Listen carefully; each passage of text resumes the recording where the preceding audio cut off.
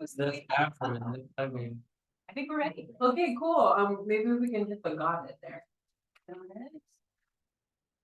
Aloha to those of us joining on Zoom. A lot of you don't have your cameras on, so if you could put in the chat just a thumbs up or a we're here and we can hear you. Katrina, can you hear us? Okay, perfect, perfect. Katrina, can you also hear me if I'm facing this way? I'm talking to these people here. Yes, I can. Okay, awesome. And I can hear you too. So I call my ku'ukua. Sorry about my beloved back that you're able to just see from back there. But we'll do our best to do this hybrid meeting in this way. And just mahalo for joining us to the people in Zoom land. Very good. Okay. Aloha everyone. There's some seats up here. Don't be shy to come and sit up here. Hi, Miss R. Good to see you. Thanks for being here. My name is Ku'ulei and I'm with Zero Waste Hawai'i Island.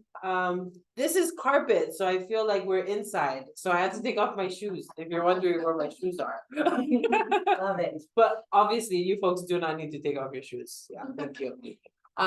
So I'm with Zero Waste Hawai'i Island. I'm a cultural advisor and also an outreach coordinator. I'm really grateful to be working with community members and kupuna and Kaiaulu that need a little bit more access to these kinds of conversations and this information, while the whole team also works to kind of coordinate and do outreach with the businesses and some of you. So just nice to see you all here. Let's start with an opening protocol. So I'm not going to do a chant, but there is a protocol that we should do together. And that is related to the pronunciation of Hawaiian words. So can everyone say ah? Ah. E. O. U. Ah. E. O. U. Aloha. So there's no U in aloha. So just aloha. Aloha. There's no aloha, you know. So we're just going to be very, very mindful about our pronunciation of these things. Can everyone say ho keo? Ho keo. Ho keo ho'i ho'i. Ho keo ho'i ho'i. Yes, ho keo ho'i ho'i. It means returnable container, returnable food container. So we're here to talk about returnable food containers and also the larger system of these ho keo ho'i ho'i. But first, let's do some introductions. Again, my name is Ku'ulei Kanahele. I married a Kanahele. Previously, I was a Keawe Kane. I come from the Panaewa and Keaukaha communities, and I was raised in a community of farmers. So that's my background. And again, I'm with Zero Waste Hawai'i Island. Can I tag you, Jen? Okay. I'm Jennifer Navarro. I'm the program director of Zero Waste Hawai'i Island, and I think many of you in this room already know me. Okay, yeah. Yeah, we'll tag Ellie. Hey everyone, I'm Ellie Moss. I'm with the Perpetual team. So we are not based locally, but maybe we will be soon. It's wonderful here. Awesome. Want to direct us? Yeah, and then we can tag you by man with the camera. Yes. Oh, hi everybody. My name is Matt. I'm from Oahu. I'm here taking video and photo. I'm sure some of you have been interviewed by me already, so can't wait to do more. Grab you out of the crowd. Awesome, awesome. Nice to Yeah, meet you guys. awesome. Everybody, I want to teach you about an upoho. An upoho is like when you cup your hands like this and you clap twice. Yeah, let's do that again. Okay, and an upoho is a similar to an AO in just that, yes, that's well received. That's well received. Okay, can I tag you, Rona? Sure. Hi, everybody. My name is Rona Cohen, and I work with Ellie and the rest of the Perpetual team, and I'm from Northern New Jersey. Awesome, let's get a upoho. Very good. Can I tag you, Ellen? Okay. I'm Ellen Bokuma, and I'm one of the volunteers with Zero Waste. Work with the local horse store doing no paho rebuild and flex model. Oh, let's get a upoho. Awesome, I love Ellen. Okay, I'll tag Mr. Craig all the way in the back.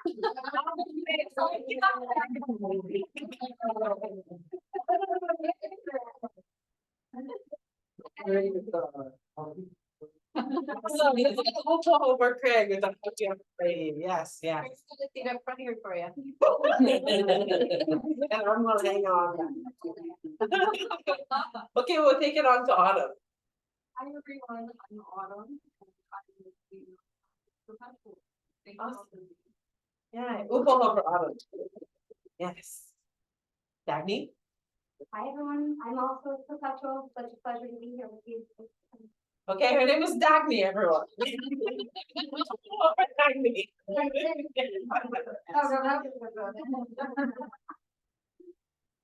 Now, we're just gonna keep it on now. Catherine. Hi everyone, my name is Catherine. I'm with the University of Georgia. I'm doing a pre-assessment to look at how plastics are currently being used in food. Nice to meet you all. Yeah, mahalo Catherine. Upo. Hey everyone, my name's Madison. I'm also here with the University of Georgia. It's nice to see a few friendly faces here in the audience. Thank you all for being here. Thank you, Madison. Upo. Awesome. I think, are we missing anyone? Are we missing anyone? Okay. Yeah, and then there are all of you, and I know you don't have name tags. I'm interested in your name and where you're from, so let's actually take some time to do that. Sir, we can start with you. Roy Kadora, Mr. Case Recycling. Awesome. Upo.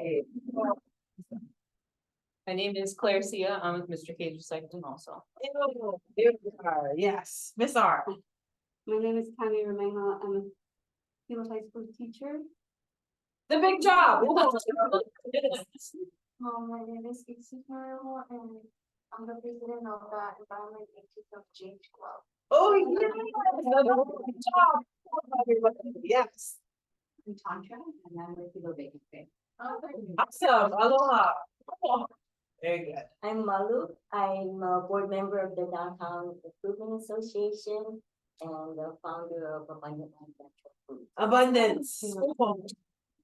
Yes. That time we keep Jesus. Yes. Aloha, I'm Ziva. I'm the graphic designer. Kealo nui, eo. I'm Sammy Sambro. I'm with the Open Trust. Awesome. Very good.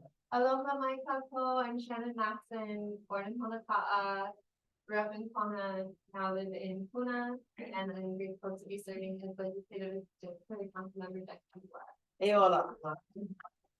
Then from you out of council member District 2 and District 2, yeah. I'm Russell Luderman, I'm with Island Nationals. Yes to the island now. Absolutely. Aloha, I'm Rebecca Villegas, council member representing District 7, North and South Dakota. All the way from. Yes. Aloha, Megan Lanson with Hawaii Wildlife Funds, from Honolulu. Rebecca. Eola. Heather Kimball, Council District 1. And then Kimball, nice to meet you. Welcome. Aloha, Kimberly Collins, Vice Chancellor for Academic Affairs at Hawaii Community. Awesome. Awesome. Mahalo each of you. We have Zoomies. Okay. Some of them may be wishing to be distant. We have Katrina. We have Peter. Aloha Peter. We have Mariah. We have maybe Jimmy. Okay. No. Tish. Aloha Tish. We have, I'm sure that doesn't say Jimmy. I'm sure that's some kind of acronym. Okay, we have Wendy, Ramsey, and friends. Okay, let's get an upoho for the Zoomies. Eo, mahalo. Okay, awesome. So Arthur, welcome. Did we skip? Hi. You just fine. Who are you? Thank you, I'm Arthur.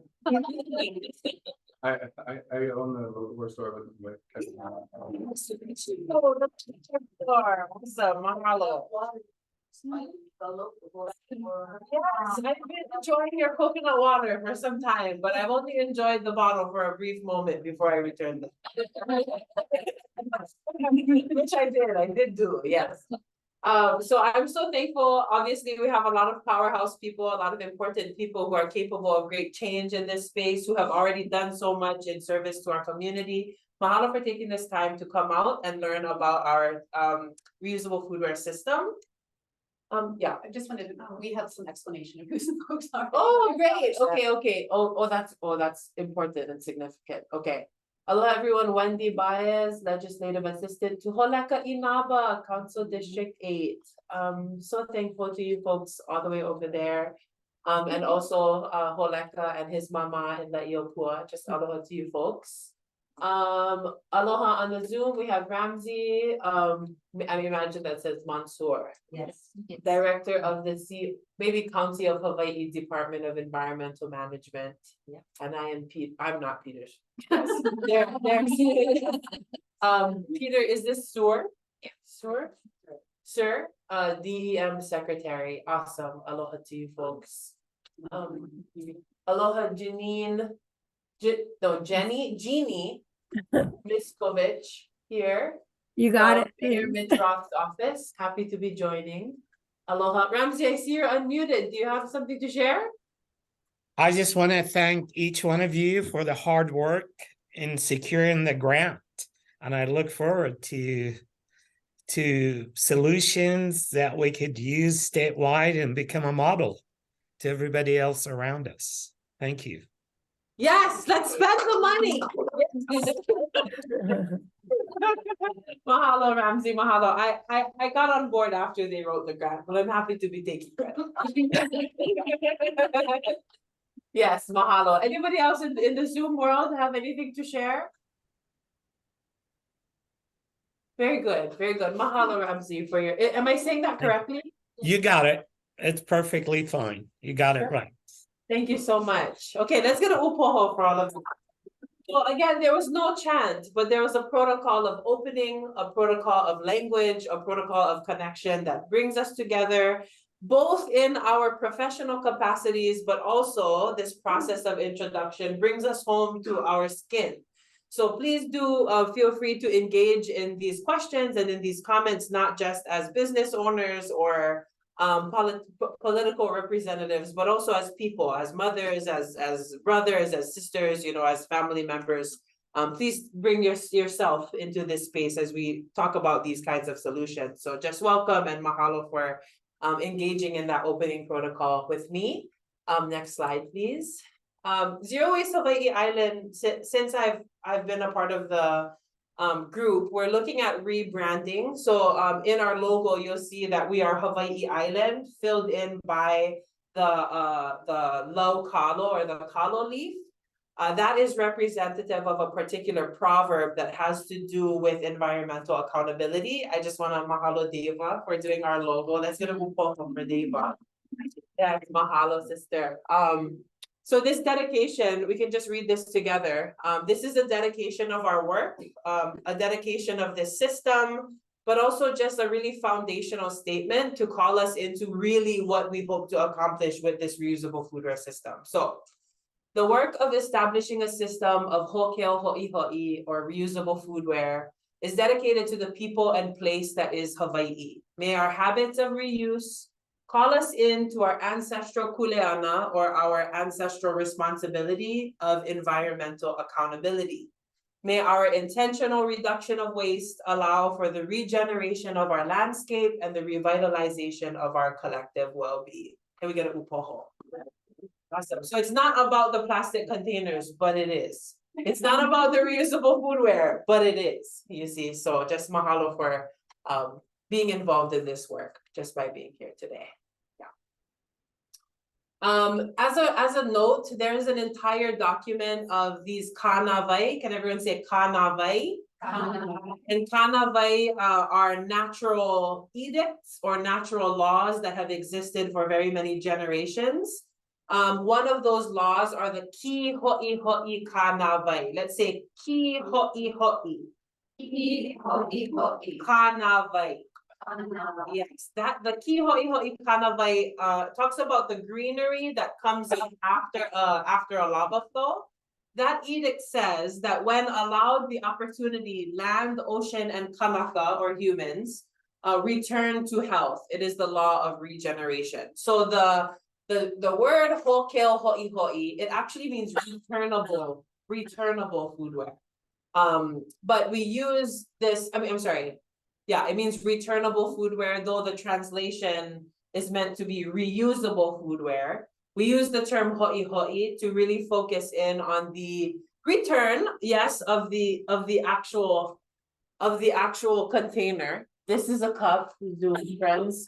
I got this from Sweet Cane Cafe, and I will ho'i it to Sweet Cane Cafe. So it is the ho'i of the thing, but it's also the ho'i of our environment. The regeneration of our environment in the reduction of waste. So that's just a note there. Next. Okay, so I know this is a lot of information. There's no test. You can have a donut even if you don't remember all of this. But this is an existing framework that I wanted to share to help us kind of open our minds about this process and the intention of the process. So there are three sort of communities of well-being according to this framework, and this comes from the University of Hawaii's Kahakaʻula o Ke'elikolani College of Hawaiian Language. It comes from a larger work called the Kumuhonua Mauliola. It's an educational philosophy statement engaged by many immersion schools in our community. But it says that there are three communities that exist in a person's well-being. The inner community is the ieve. Can everyone say ieve? Ieve. That means womb. So represented by the womb is the home life. So that might look like decisions made by family members and individuals. So that means I am going to choose to wash my dishes instead of use paper plates. That's individual family decisions. Outside of that is the entire community, and that's represented by the kipuka. Everyone say kipuka.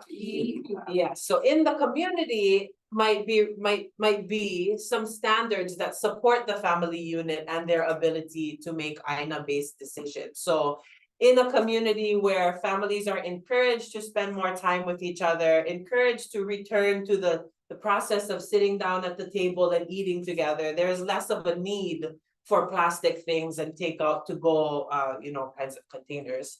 And then the ao holo okoa. Can we say ao? Holo okoa. Holo okoa. Yes, that's the rest of the world. And that's where we look at being able to make an impact in the systems of systems. Okay, so that is where our reusable foodware system comes in. Yeah, next slide. So let's talk a little bit about how that works. I know that was a lot of information, but it helps us to give some context around the system. Okay. So the first step in the system would be to spot the reusable. So a lot of you folks may consider that reusable foodware is just only for restaurants. But also places like KTA and also Island Naturals Market and Deli have things like bento boxes and also sandwich containers and also, maybe containers that have like little sandwiches or cakes or, those kinds of things are also hokeo or foodware that could be considered in the system. So someone would first spot the reusable. So maybe there would be a sign, hey, we're participating with this particular program. We have these dishes, so someone would spot the reusable.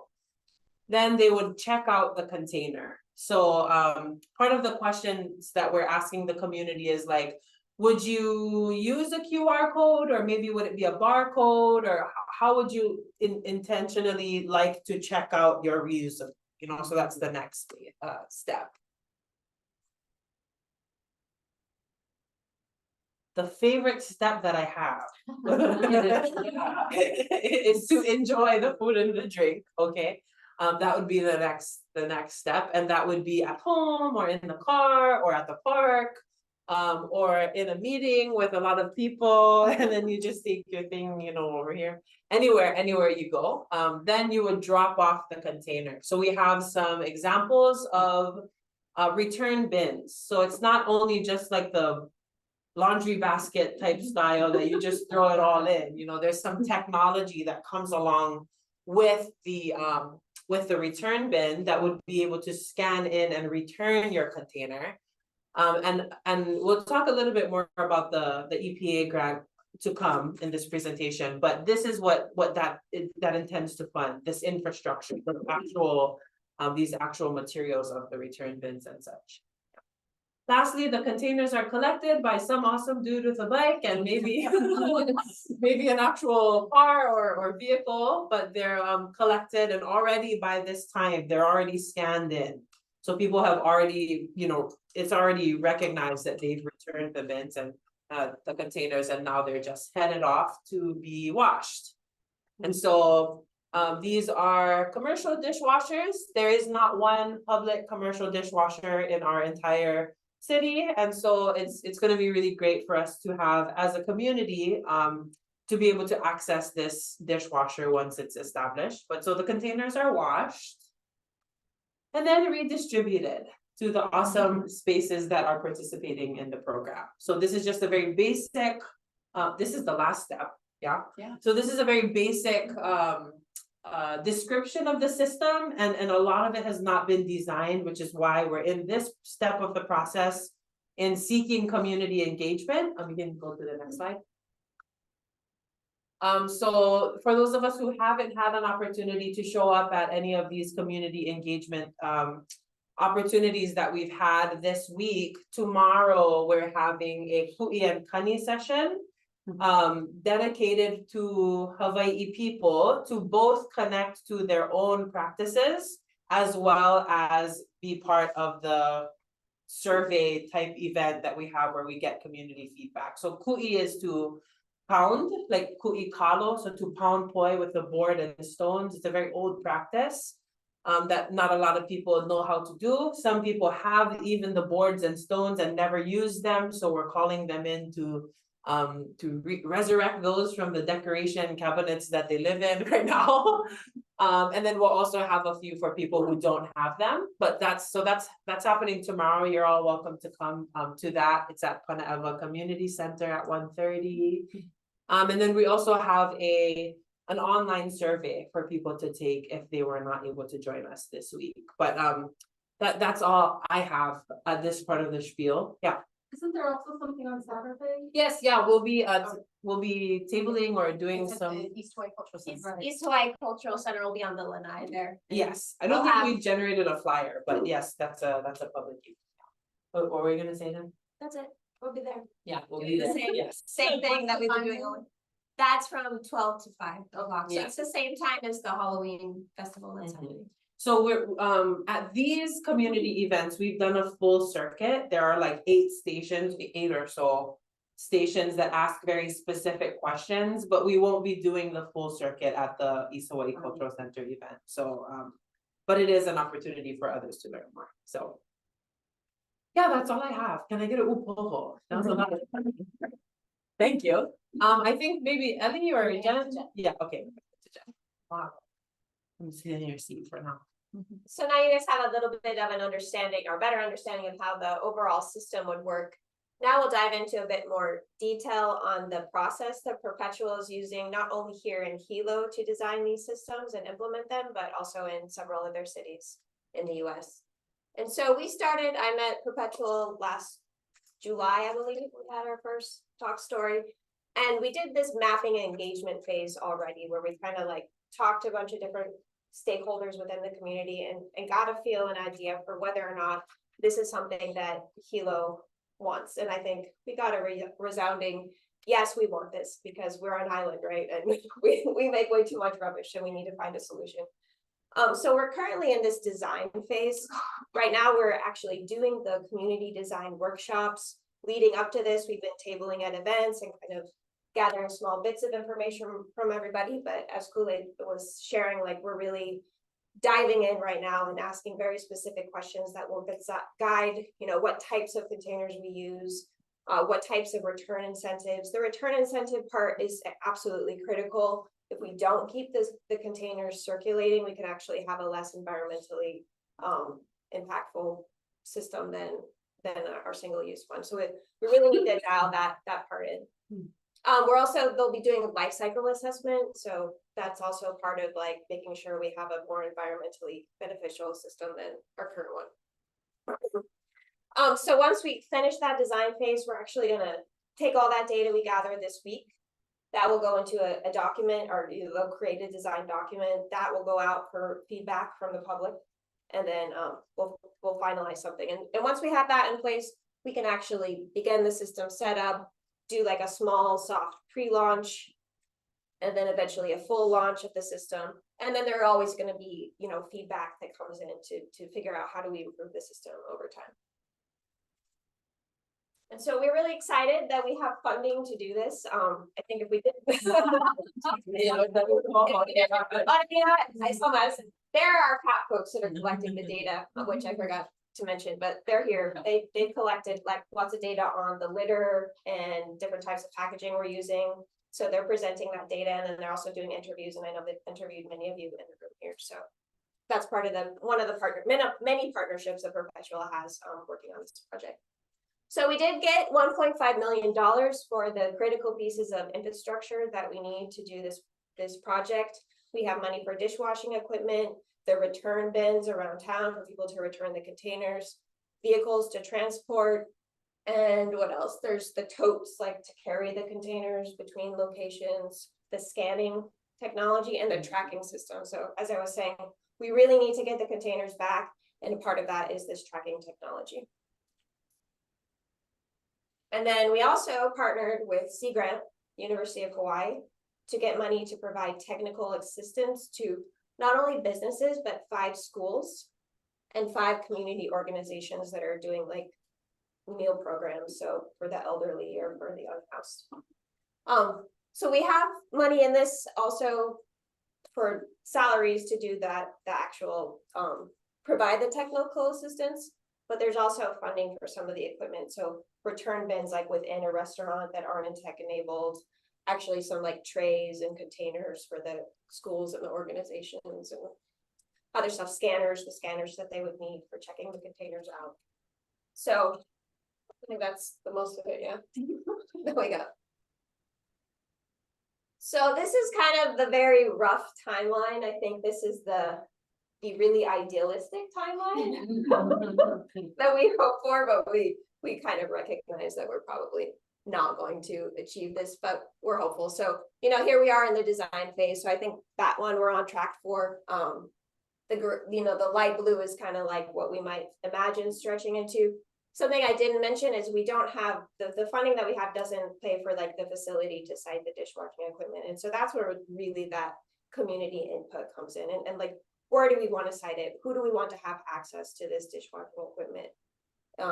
And who is our service operator that's going to do that piece? So those are the kind of things that I think we need to decide as business owners, as government, as all the different stakeholders.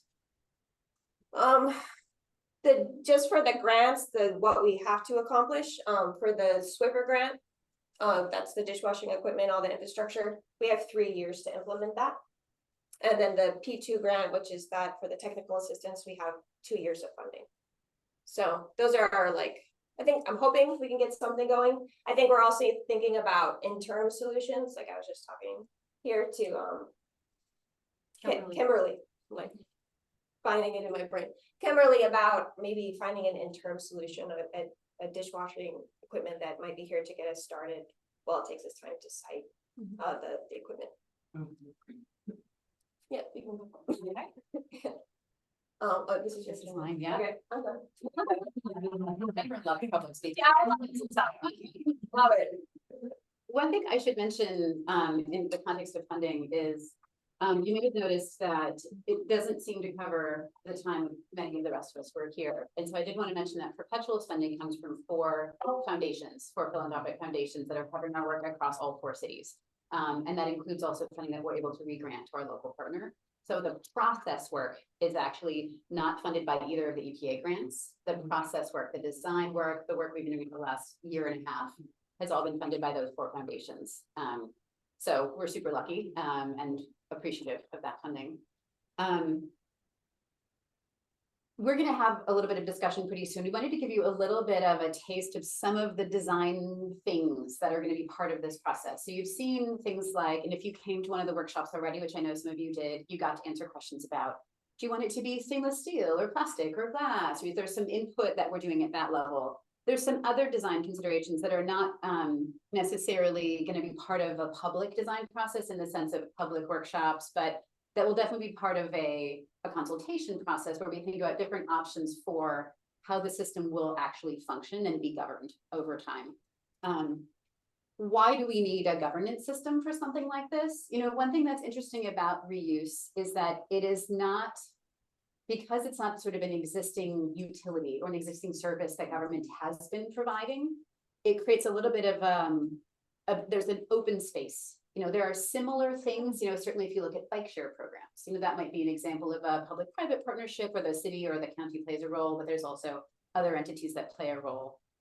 There's a lot of interesting analogs for something like a reuse system, but part of the process to get this system set up is to think about how do we create a structure that's going to hold the space for the reuse system and hold the intentions from the community and ensure that that continues in a way that is functional and appropriate and, you know, make sure that it achieves, I think, the shared vision and ambitions that we hold for it. So this is where, I know there's a lot of words on this slide, so I'll give you a little bit of a flavor, and this is, none of this is things we're going to sort of solve today. So this is really more painting the picture of what this process will include and looking for input from many of you and many people beyond this room and sort of really how we're going to land this. Why do we need a governance system? Well, there's roles in the system that we know that there will be operators who play different roles within the system, but there's also this overarching role of who should the operators be, and who's deciding who gets to be an operator. We know that we're going to have a design process. We anticipate there being a process to select operators, but running that process, you know, who are the deciders there is a key question.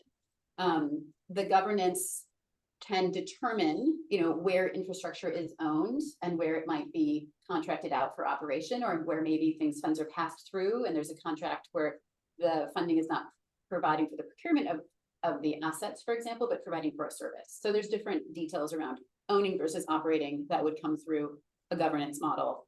I think you're probably getting a feel for some of this stuff. I'm hesitant to go through it in too much detail. I think one of the things I wanted to highlight, though, is we do anticipate there being this idea of shared infrastructure. And this is a key concept in reuse spaces right now. There's a way, there are ways to do that more efficiently and ways to do that less efficiently. And I think the goal for things to be both financially viable as well as environmentally viable is to make sure that there's a real sense of efficiency and clean operations across the system. So that's a real consideration in thinking about how this is going to get set up.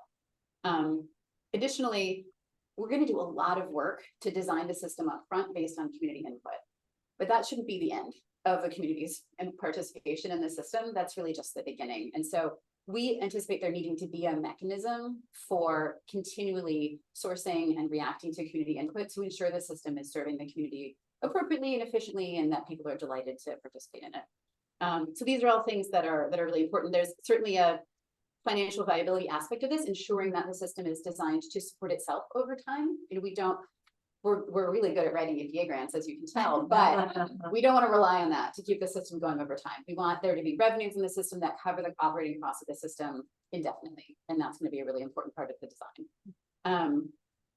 And then there's additional support roles that a governance entity can play around public education. And then a really key piece here is aggregating and reporting environmental and impact data and operational data. So one of the things that's so exciting to me about what Hilo now has the opportunity to do is create something that truly does not exist anywhere else in the world. There's pieces of it, you know, there's a lot of evidence that it's possible. There's a lot of success stories, but something at this scale in this way, I'm not aware of it having been done before in the same sort of model. And what we have the opportunity to do is demonstrate that reuse is a viable solution.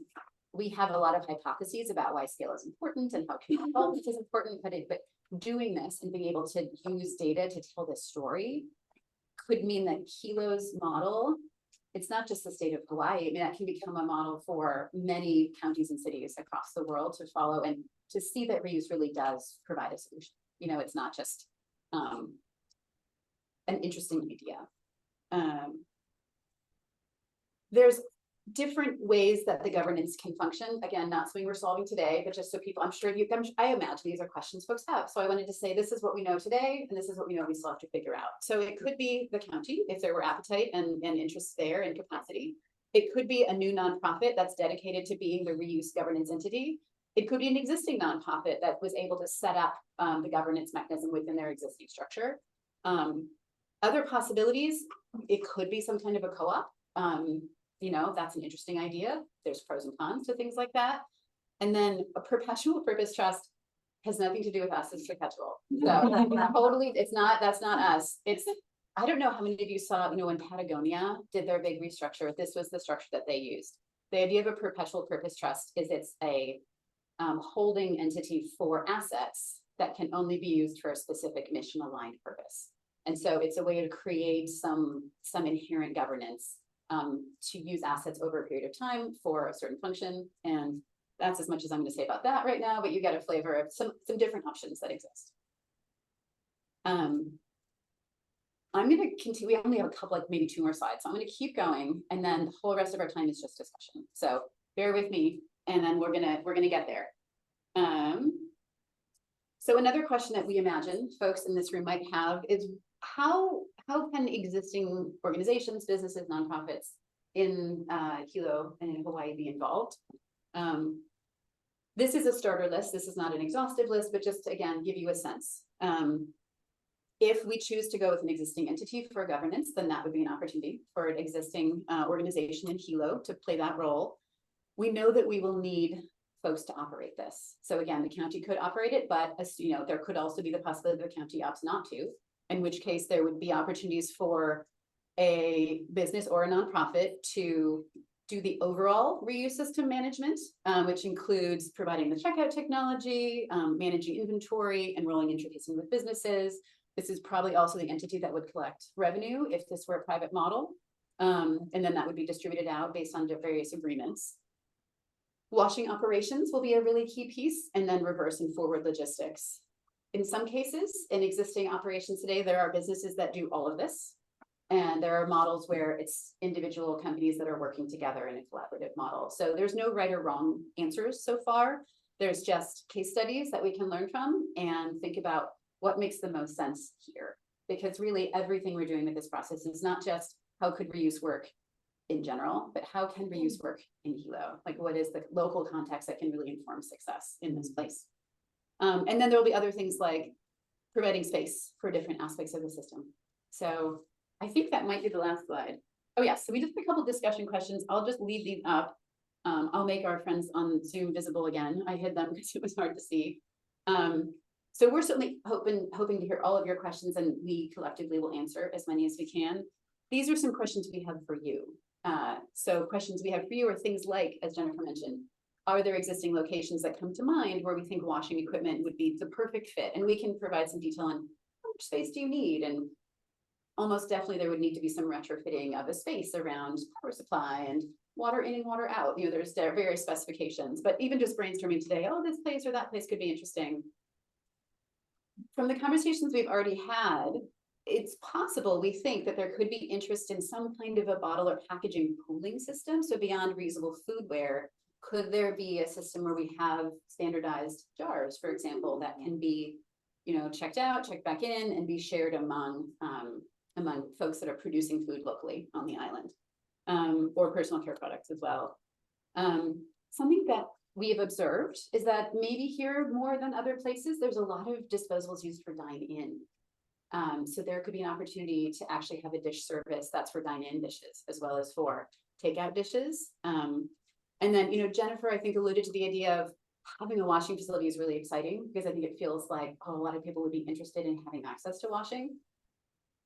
I wish I had a video to show you of what these commercial scale dishwashers are like. It is massively impressive, the scale and the speed at which they operate. And so I think we are really curious to get a sense of really what are the needs broadly, but I think what would be appropriate needs or interest where a commercial scale washing facility is going to be able to be used to service the businesses of the community and to make sure that it's being fully utilized so that, you know, that's the way you make it work. Okay, I am done talking.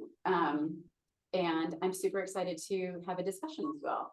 So you met many of us. You can see, you know, there's a large team here supporting this process.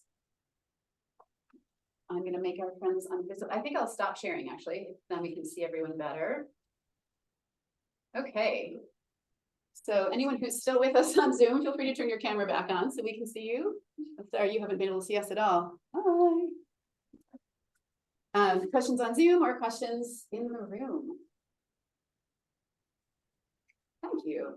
Just a quick question, many years in the service industry around dishwashers in restaurants. Yeah. But I'm not familiar on what the difference is on commercial scale washing versus the big dishwashers in, let's say, a restaurant. I can provide an answer, Dagny, you're creeping forward, I think maybe you want to add something. So we would be looking at like a flight type, which is like a conveyor style dishwasher, so things are getting loaded onto a belt and then going through, and you can have thousands and thousands per hour in that context, whereas the sort of, it's more of a batch process, so it's just a little bit slower. Okay, So that's the short answer. but it's essentially the same kind of on the trays, put everything in, but is it a bigger, like, just for size, when you're talking Yeah. about potential location to house one, are Yeah. you looking for the amount of space of what a dishwasher in a restaurant where they put it in and they No, does it? it's quite a bit bigger. It's big. Okay. Yeah, so I mean, the dishwashers themselves can be maybe as long as that wall. And then in order to keep them optimized for efficiency, you often need an extended loading area and an Yeah. extended packing area. And depending on the material you're using and the way that you're washing, you may also need drying areas. Right. So that's also a space consideration. It's Yeah. not just the machine, but you actually need a lot of room for storage, packing, that kind of stuff. Okay, thank So, you. yes, you gotta think big on Yeah. space. Other questions? I'm sure there's more questions.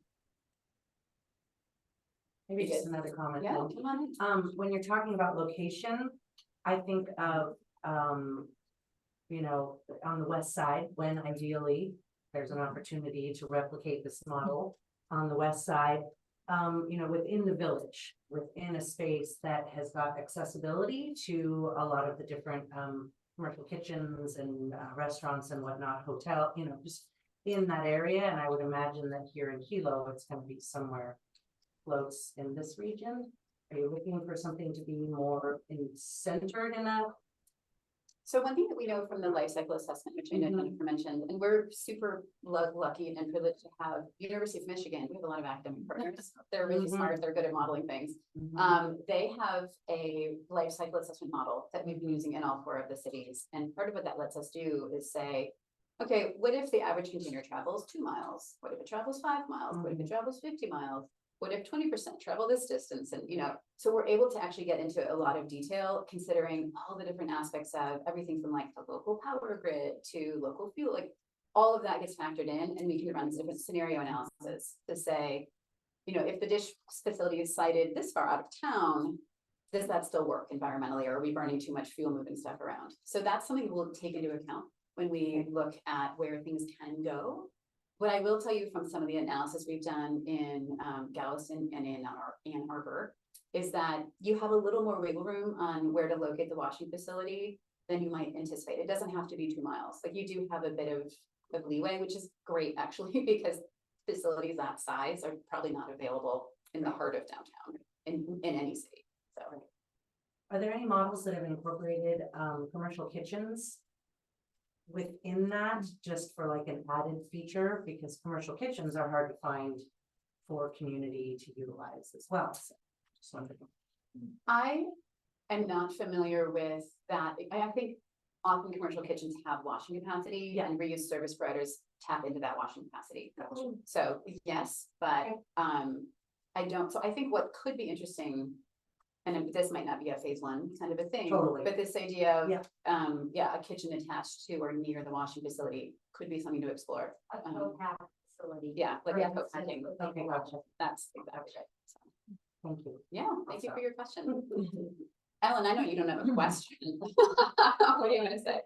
Put two people on the spot. Russell mentioned in the October 12th media event, we have a lot of opportunities here on island to have our small farmers create juices, beverages. That's a big thing over here.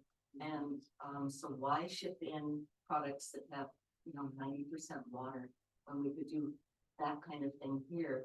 And Arthur, we were talking to him about co-packing and having a bottling facility as part of it. In other words, filling, and that be part of the assembly line in big productions. That's what it is. That's absolutely true. One thing I think is worth saying out loud is that bottle washing is distinct from ware washing. So you would need a different machine to do bottle washing, and they are even more expensive than dishwashers. So I love that as part of the vision. Our $1.5 million will not get us to a dishwasher and a bottle washer in phase one. But that is absolutely the vision of where this needs to go, is how can as much packaging as possible just be staying here, right? It doesn't have to come from somewhere else. It doesn't have to go on the landfill or get shipped back somewhere. How do we create that capacity locally? So just wanted to set expectations that the bottle washing is not happening today. And just to differentiate, if people are excited about co-packing and the juices, et cetera, so bottle washing being a long neck bottle. Yeah.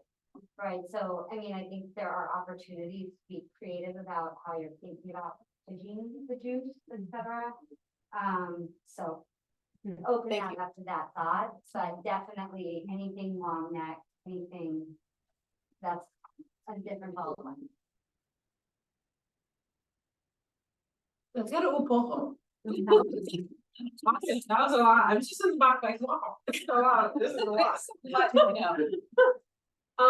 So yeah. Oh, can I just real quick before we move too much further away? I really appreciate what Councilman Virgo being saying. I'm still not quite getting my brain around the size.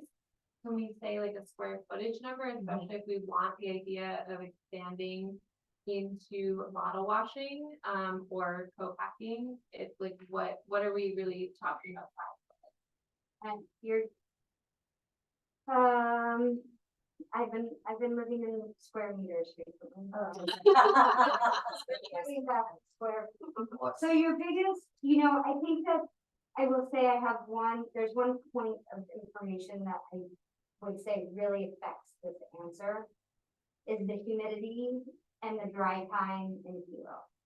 And how you're able to set up that facility, because FDA is going to require that you have an air dry for your things. Now, there are machines that have some ability in this space and reuse. There are new features being developed for ware washing machines that can speed up the dry time.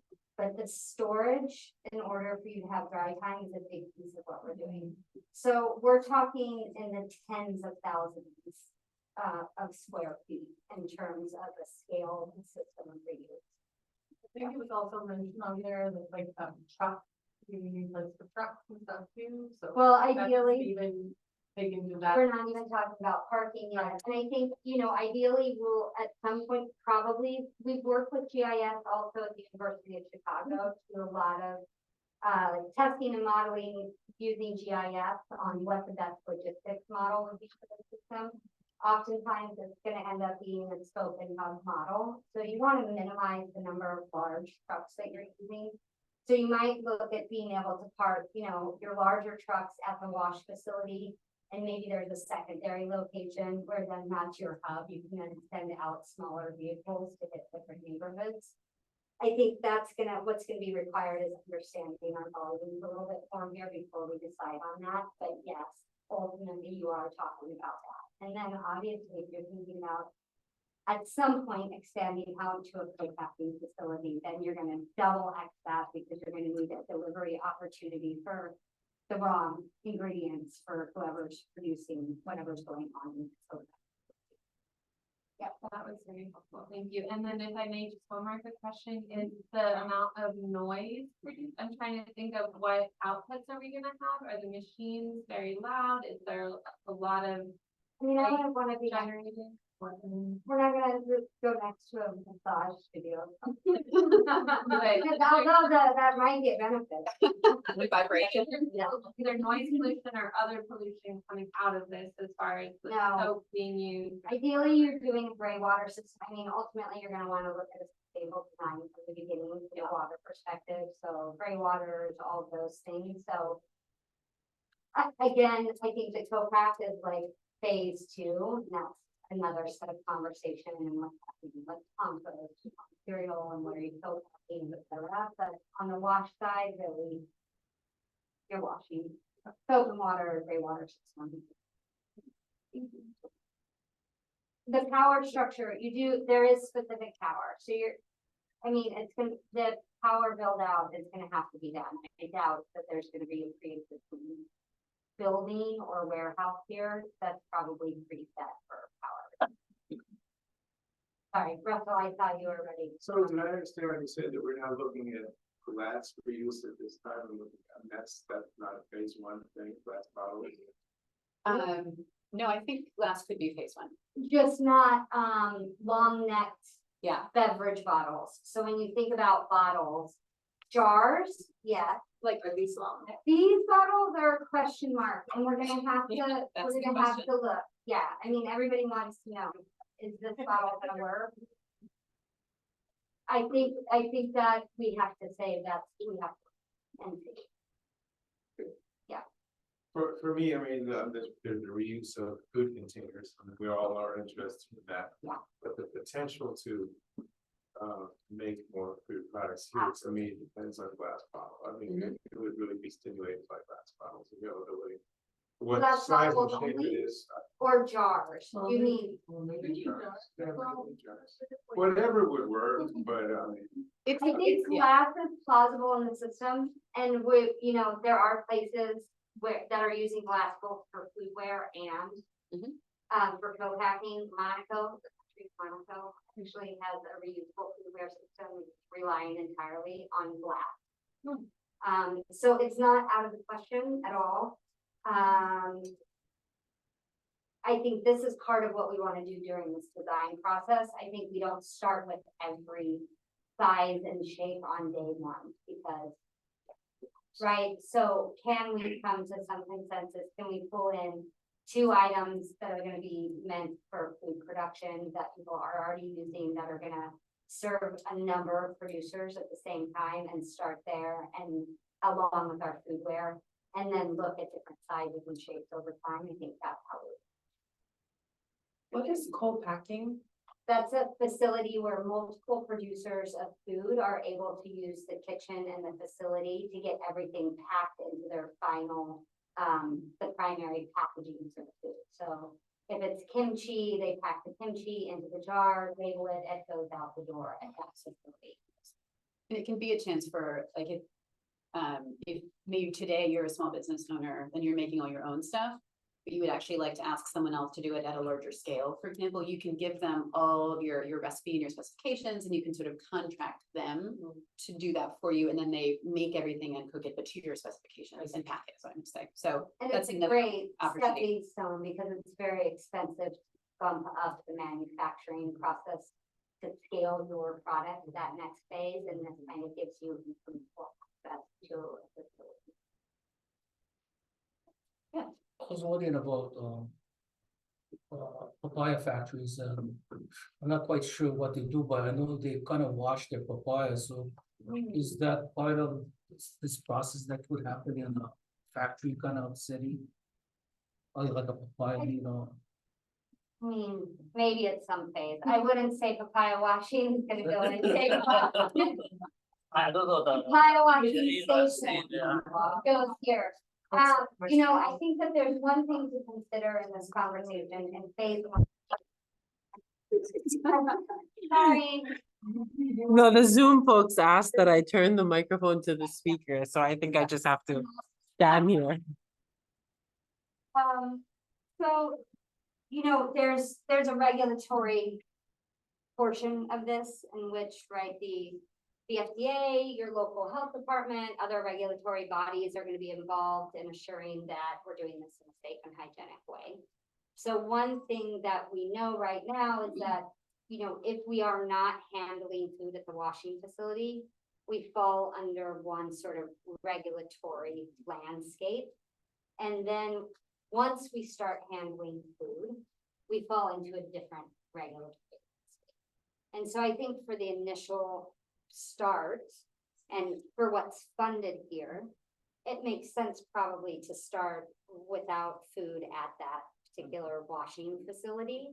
But what we are very keen to do from a systems design perspective is day one starts with thinking, what is the system gonna ultimately want to hold and how do we design it, even if it's just doing washing on day one, that we've built in the capacity to have it expand to these other things as well.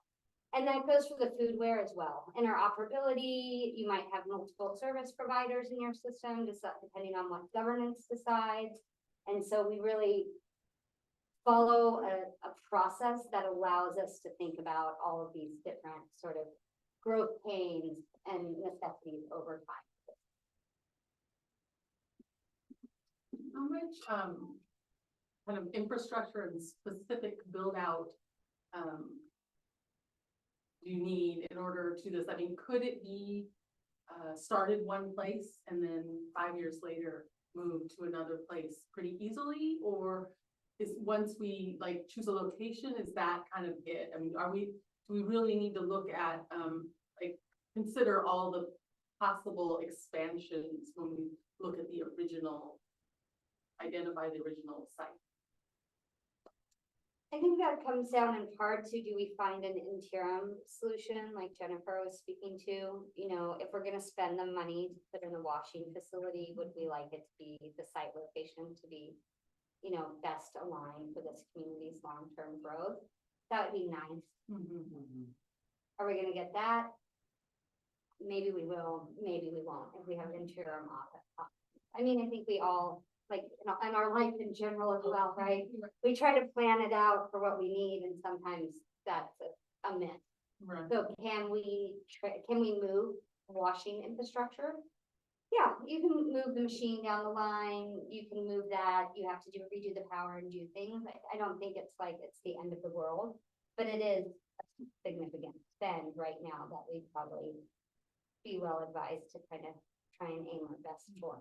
I just know that heard somewhere, I think it was at some event where like the food basket big ag facility that they're looking at developing, but that's probably not going to be done maybe in the same timeline as this 2 to 3 years. So, you know, something like that. I don't know. Yeah, our ears burn. I mean, the high school is doing some building and people are like, oh, you know, so I think if anyone knows of places that maybe have an opportunity to do some washing in the interim, I think that was certainly should be something we take into consideration and buy ourselves time for other stuff. I mean, either way, we got to start building and breaking ground based on the grant timeline at some point here to make that step. Yeah.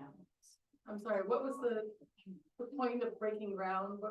We have a window that we had said, I believe it was between like September 2024 and January, February 2025. So a year, give or take. Wow. Yeah, which is actually pretty fast in the grand scheme of things. So, but part of that is if you look at the requirements of the grants, when things need to get spent, when you need to be able to demonstrate different things. Obviously, reality is what reality is, but that's the intention, is to move forward in that way. Okay. I guess I kind of assume that a lot of the materials used for the reused packaging and stuff will be like clamshell kind of things, trays, stuff typically used kind of for takeout. Yeah. And stuff like that. I guess maybe my question was, how different would that be, say, for like restaurants and stuff from using their own equipment already? Is there kind of maybe an advantage of having a system like this to where maybe they're just not having to wash the dishes, right? And then just having them come and delivered back to them clean and ready to use. I'm sorry, I guess I maybe lost my question. Would it be better for them just simply to outsource their in-store dishwashing? Yeah, exactly. So maybe it's the question that, will this be looking at food service or in any way kind of like for retail packaging or, you know, instead of just to-go things or stuff like that? I think that's exactly the conversation we're interested to have. Is one of the things that we know is that more volume helps the system be more financially and environmentally viable because you get that scale. So part of the analysis that we'll do is to say, you know, what are the 1 to 3 items that we could start with that would get us as quickly as possible to some significant volume? And I think if it was a jar that maybe had a slightly wider, you know, depending on what the FDA has to say, it sounds to me like there could actually be a lot of demand for locally bottled drinks in a jar that could be washed in the regular dishwasher as opposed to a long neck bottle washer. Yeah. So if we were able to identify the volume associated with that, we could prioritize an item like that for the system as one of the first things to launch with. But that's part of this design process, is to say, well, how many cups are being used, and are they hot cups or cold cups, and what sizes are the most common ones? You know, what are the volumes of these bottle food sales, and you know, what does that look like? I think you also sort of touched on the question of dine in versus dine out. And what we've seen in other places is that it can work really well for, oh, thank you, Jennifer, for being mindful of our friends on Zoom. So for example, there's a company that operates in sort of the northeastern area, and they work in corporate cafeterias primarily. And they started off offering people plates. They had the option of a plate and they had the option of a clamshell. And people only wanted the clamshells, even in a dine-in context. Some people, they wanted to be able to take it with them, like, so. It's ready to go. Yeah. Exactly. So I think even this sort of dine-in, dine-out question could be a bit of a false path, because it might be that people are very happy to have clamshells, and it depends on I mean, if you're going to a fancy meal, you don't want it in like a multi-section clamshell probably. But there's also, I understand that bento boxes are a really big format for a lot of foods here. So a bento box could be the type of item that's a first choice for the system. And there's some really lovely ones. Stackable, exactly, things that are. Has there been any kind of consideration around some of those existing examples of clamshells and bento boxes and stuff? Because I know with retail, you're gonna have to get like tamper evident. Yeah, because of the stickering. Food pre-packed, yeah. For retail and grocery, I mean, I know we have grocery in here as well, and definitely there are ways to get around like your weighs and measures and all of those things that you're gonna need for those containers if they're packed on site, and then just put in grab and go, for instance. Yeah. So there's definitely pre-existing work that's been done on solving. Okay. Different kinds of labeling. We know Alan sends a good portion for time peeling coconut water labels off of Glenn's jars. There's different options there. There's labels that go, you know, Easy to go on, easy to washable. And there's like ingredient labeling, date labeling for grab and go stuff that needs to be accounted for, and that there are. So we had a question from the Zoom plan. I think Shalice, are you still in the space? I think you had your hand up previously. I don't know. Hello. And it's kind of hard to hear, so if it's already been addressed, please forgive me. But I think I heard the question of if there were any locations that we were aware of that could be used. Have we considered maybe partnering with any of the hotel environments that have some of the spaces already? Because like I know I'm on the Kona side, but I know that like a lot of the restaurants that I go to, some of them don't open until 5. And so I didn't know if there was a potential opportunity to partner with them for the times that they're not open to maybe perform, you know, some of the washing. That was the first thing. It's a great question. We haven't actually answered that question, so thank you for phrasing it. Yes, we should. I mean, the part of the phase of this process is identifying community assets that exist. And one thing we found in Galveston is that there was a convention center that had a whole dishwashing machine that was used 2 weeks a year. So, you know, so that's gonna get us launched in Galveston eventually. So I think we should absolutely be looking at those kinds of places, at hotels, at convention centers, to see what exists and what kinds of capacity they have, and, you know, would they meet the appropriate specifications for what's needed, you know, in the system. So yeah, it's a great idea. Thank you. And then the second thing kind of ties with the gentleman that just spoke about having the basically the dishware delivered back to the person. I think that's what I heard him say. And if so, I don't, you have Uber Eats and all these other transporting, companies. Perhaps maybe it would be a opportunity to provide, some types of employment for people in that industry. I don't know if it would be Hawaii Recycle Eats. I don't know, to kind of help with maybe the families that have children and maybe don't want to drive back and forth, but some type of transportation system within our communities that could pick up those, the flatware, the silverware, the packaging, take it to the place where it needs to be washed and bring it back. And the reason why I kind of mentioned Uber Eats at first is because I don't know what type of organization we have right now, but I don't know if there's a way to partner with like a 501c3 or something where, they're given, they meaning Uber Eats, kind of a write-off at the end of the year if they donated, a portion of their time, or Amazon, some of the larger companies. So just kind of thinking about your presentation and ways we could partner with transportation that's already going on within our communities. I love those ideas, and I love how creatively you're thinking about this. That's great. This is exactly the time to have these conversations. So like noted, and I think we've definitely thought about how does reuse integrate with the delivery systems, both outbound and reverse. So yeah, it's definitely something to look at. Thank you. Yeah, thank you so much. Yeah. Oh, is there Miko Meats behind Hilo Shopping Center? Does anybody know if this place has space? Is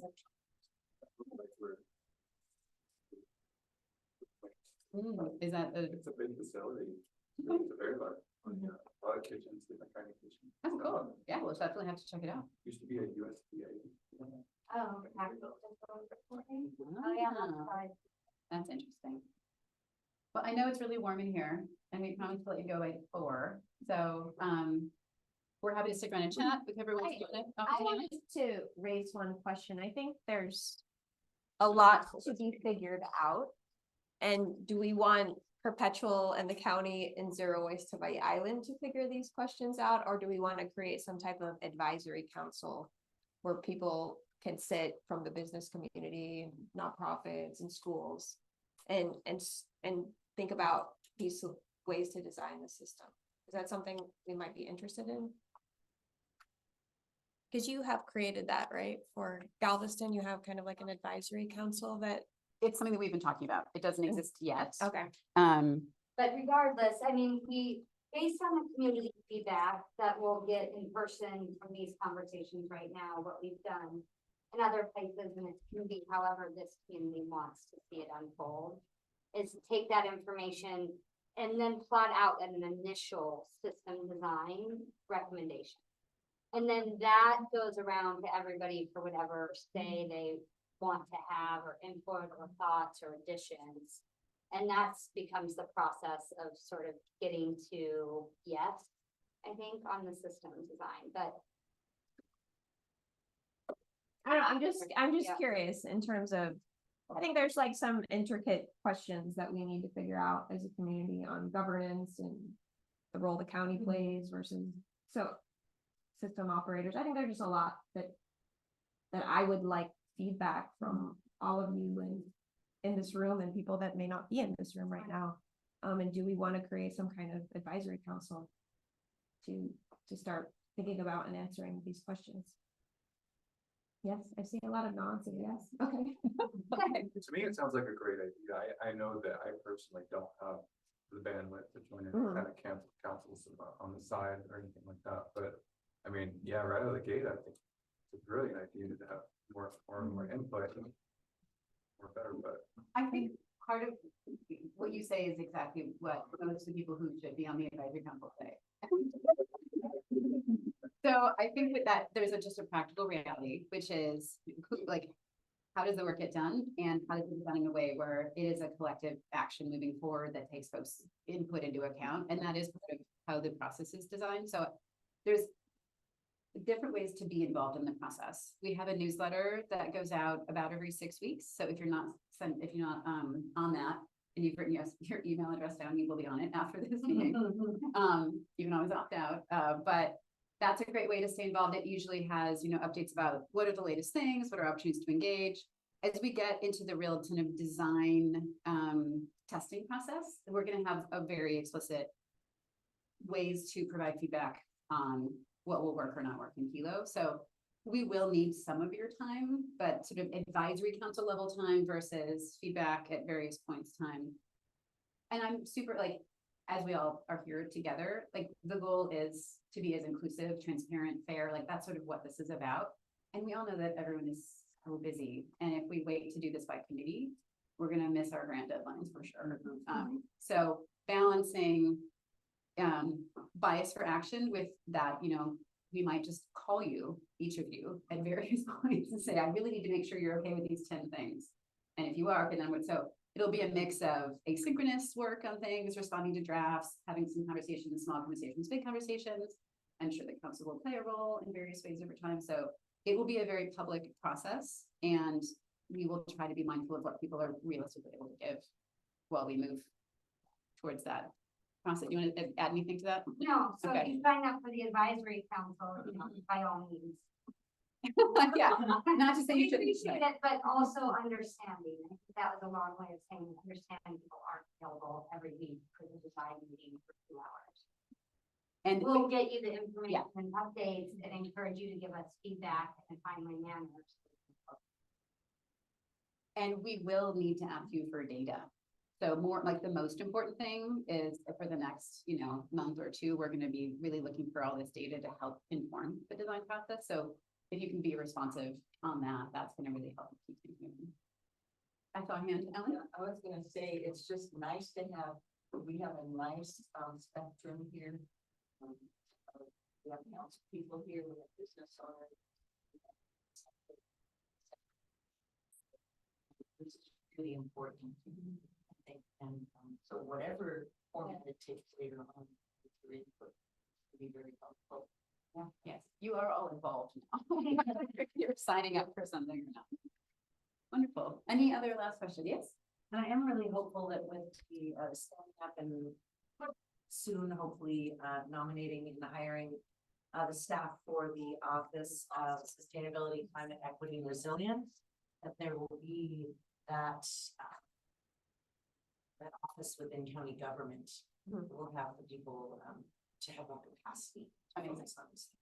So that will be really good. I'm curious to know if anyone has any open concerns about this general process. I think generally we've been met with a lot of praise and a lot of just positivity around what the intention is and the system that's coming up. But then I'm familiar in my community that when things come out, there's a lot of people that complain about different kind of things.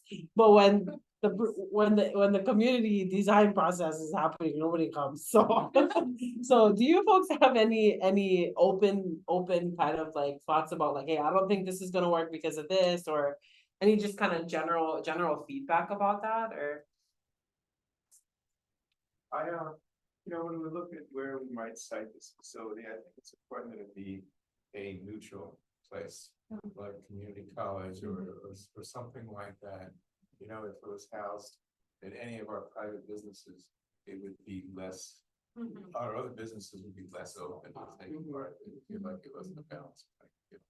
So I think something like the community college for Miko Meats or something that's not currently a competitive food business would be a really important consideration. Thank you. Yeah. I also think that once we get closer to deciding on a location, that's gonna be where community questions, concerns, and things come out. That often happens in our processes is, once they see activity actually starting or they hear that it's gonna be there, that's where, so I think building in enough time to make sure that we get community feedback and that we are able to get information to people and so on. So I think that's going to be really key. So I do know that, there was concern about, is this going to be mandatory? In other words, you can't bring your own container, so I know we talked about it, the BYOC, whatever, utensil or whatever it might be, is going to also be part of this. So we're looking at various aspects of it. So it's not just mandatory that you're using this particular container, but we want the restaurants to be able to, in the 7-Elevens and the Starbucks, if you bring in your own container, that should be an option too. So we want to make sure that that stays open. Just one quick question, is everything going to be plastic? There are choices. In fact, we have a couple example items just right here behind you. So there are some plastic examples. We know glass is something we've talked about. Stainless steel is also on the table. So there's a lot of considerations when we think about material. There are pros and cons to each. So there's no, unfortunately, there's no silver bullet when it comes to the material that we will be using. Tanya, did you have something? Well, regarding the choices of items that might ultimately be decided upon, can the machine handle mixed, like, can it do plastic and glass and stainless steel, or does it only want one kind of thing? It can, it complicates it, but it can. Yeah.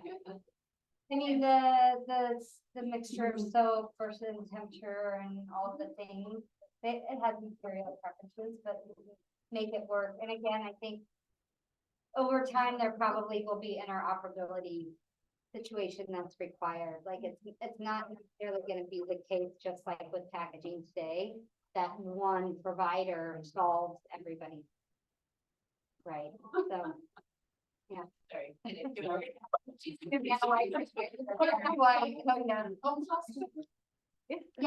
Okay, hold on. We have one here and then there's a few Oh, others I saw. sorry. No, go ahead. You said that you gave out 4 grants or 6 grants or something like that? Perpetual has received 4 grants. 4 grants, and are they in the same process as we are, or are they farther ahead? Oh, the other cities, you mean? Yes. Yeah, so we've been funded to support this process in 4 cities.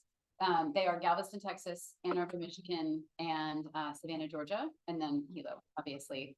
Galveston has a system design that is ready to move to the next phase, but there we're actually waiting on funding. They didn't apply for a Swiffer grant, therefore they didn't get a Swiffer grant. They might not have gotten it anyway, but they, you definitely don't get it when you don't apply. So we're currently identifying other sources of funding that can support the launch, because it costs a lot of money to get the system up and running, even though we have a washing facility there, the other expenses. So that one is, in theory, ahead of you guys in the process, but the funding piece there makes it a big question mark as to when exactly that could get launched.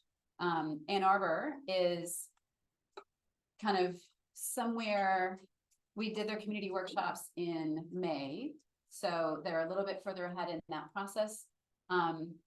But the design process it just takes a long time, right? By the time you work with all the different parts of the city, and in that context, we have multiple local partners. The University of Michigan is a huge entity there, and they're involved in design. So it's just, that one is also sort of, I would say, even though they did their community design workshops already, they're not that much further ahead in the process than Hilo. So sort of about the same. And Savannah is a distant caboose at this point. There's good stuff happening, but it's not, we're really focused on these 3 at the moment, and Savannah will come along in time. Probably was that your the question? funding puts us ahead. 100%. Yeah, getting this money really jumps Hilo to the front.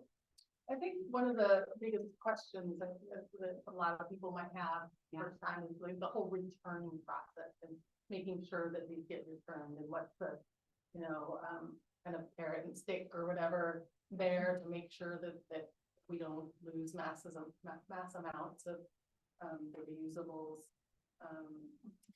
Yeah. So, I mean, Yeah, we're in the process of design, so that's not been designed.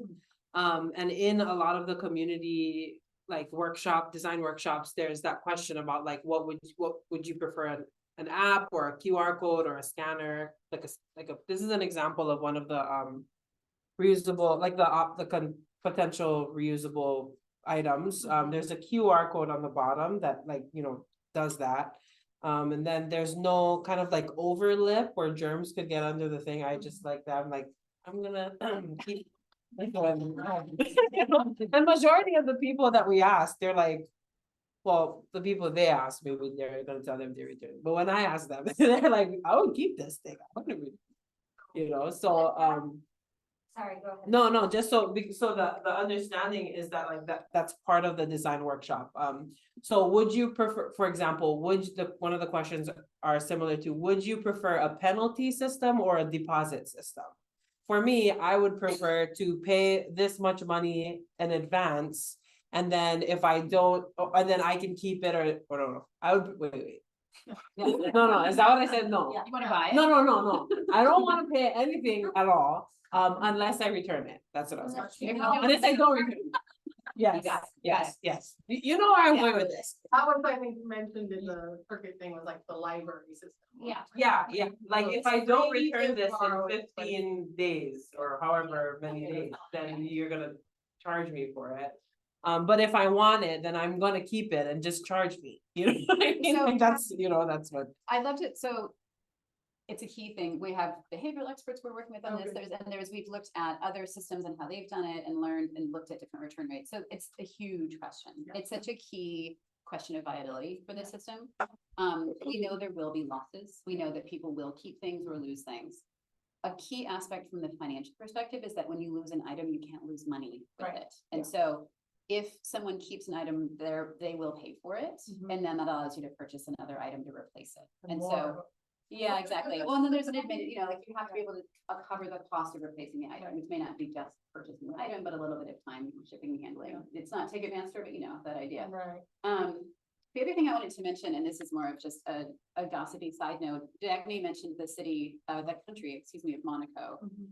The group that started their reuse system, it's a group of consultants, their revenue model was that they would fund the system based on the non-return fees. So they assumed that people would keep things and that that's how they would cover the cost of the system. And they've had such high return rates. The system is not covering its own costs. So just a cautionary tale. Right? If you put like Hilo on it or something, people might want to. Effective systems, regardless of the materiality, have an over 98% return rate. The over 98% return rate in the other, in effective systems. Effective systems, and sometimes it's contra-intuitive to what you think, like the plastic one, people sometimes, they don't think it's important. It's like a material we're used to throwing away. So you might think, oh, people are gonna love the stainless steel, so they'll keep it. But in some instances, research shows that, it's because of the realness of that materiality. People recognize, I'm supposed to do something with it, not just toss it. Yeah, like this is like close to the. So close to I the could just ground, throw this away. But this, I don't think I could bring myself to just toss this in the rubbish. I think the other thing that is worth saying is the service, if we prefer that people not wash things before they return them. We know that people here already use disposals because they don't want to wash things. So if you can always access one of these for free when you're having a drink or some food to go and you never have to wash it because you just return it, that's a nice offer, you know what I mean? Like that might be enticing to people, is like, I get to borrow it for free. I don't pay for it as long as I return it and someone else washes it for me. I don't know. This is part of what we'll have to look at. So I know that we are a few minutes over. One more question. Sorry, Sandra. You've been patient. About the viability of either the carrot or the stick model for those members of our community who still use cash and don't have. Thank you. Yes, this is an important question. Go to the piece of the puzzle, and it's one that we're gonna work with, the local partners and then all of you to understand what are the best mechanisms to reach populations that are maybe underserved, cashless, or credit cardless, phoneless, all of these things. Our workshop yesterday was at the downtown. Thank you. And you can imagine a big portion of our participants in the workshop are folks that are hanging around that area anyway. And so we do a lot of work to understand the mechanism to allow access for everybody. So there's different ways that can happen. We can potentially offer cash version. There could be a way that the county or others or some funding gets involved and we say, okay, everybody gets one, like they get into the system once and they have to return that item. And if they don't, then they don't get access to the system. Tokenization. So there's lots of workarounds, but it's definitely a very a primary priority for us to make sure that the system is accessible to everyone. Which is why we sometimes are discouraged from cash deposits, because if you have to pay a $10 deposit for that, and then for everyone, and you're a family of 6, and you're like, I have spent 6, that's a very difficult system to make work. Any other Thank you for last that great questions? Yeah, thank you for being patient. That's a great question. There might still be a few donuts left, so. We're not disappearing genius, Yeah, we'll be like, this is just the first open conversation, so the door remains open for more in the conversation. Just wanted to say that, Mariah says that Cheryl, who manages the old Miko Meats building, is interested in showing you the space for your consideration. I sent an email with her. That's fine. All right, this is very productive. Great, Cool. thank you. Thank you for all this time. We really appreciate it. Yeah, let's get a upoho, one more. And one last one. And just one final one. Thank you, everyone. Thank you.